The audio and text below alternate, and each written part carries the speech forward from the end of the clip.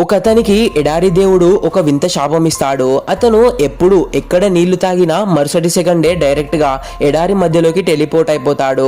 ఒకసారి అతను చాలా రోజుల తర్వాత ఎలాగో అలా కష్టపడి ఇంటికి తిరిగి వస్తాడు.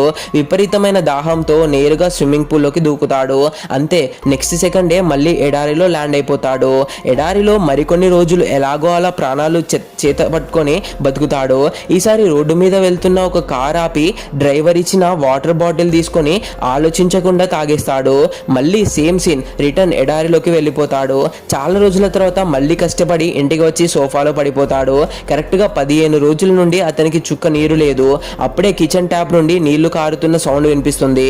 దాహం తట్టుకోలేక గ్లాస్ నిండా నీళ్లు పడతాడు. ఈసారి కొంచెం బ్రెయిన్ వాడి నేరుగా గ్లాస్ తాగకుండా జస్ట్ తన వేలిని నీళ్లలో ముంచి ఒక డ్రాప్ టేస్ట్ చేస్తాడు. ఏమీ అవ్వదు. తన ఇంట్లోనే ఉంటాడు. దాంతో మనోడు ఫుల్ ఖుషి అయిపోతాడు. అబ్బా, శాపం గాల్లో కలిసిపోయిందిరా బాబు అనుకుంటాడు. నమ్మకం వచ్చేసి గ్లాస్ నీళ్ళని ఒక దమ్మున తాగేసి హ్యాపీగా స్విమ్మింగ్ పూల్లో దూకుతాడు. అబ్బా ఫ్రీడమ్ అనుకునే లోపే మళ్ళీ ఎడారిలో పడతాడు. శాపం అస్సలు పోలేదు.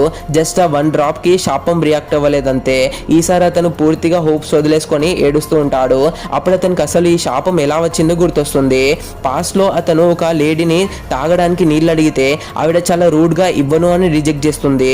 సీన్ కట్ చేస్తే ఇప్పుడు ఆ శాపం ఆ లేడీకి షిఫ్ట్